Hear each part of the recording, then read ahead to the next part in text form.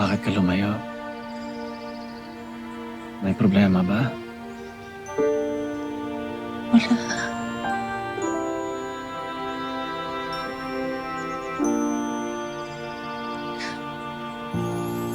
Paano mo naman nasabi na mabuting tao ako?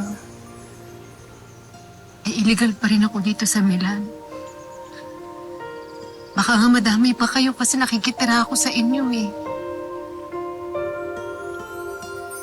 Any moment pwede akong mahuli o ma-deport.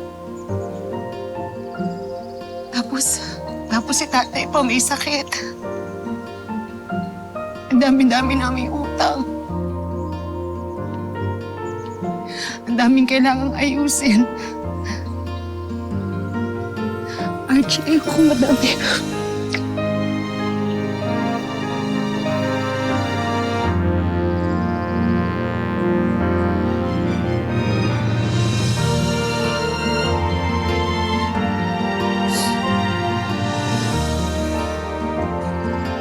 Hindi kita pababayaan.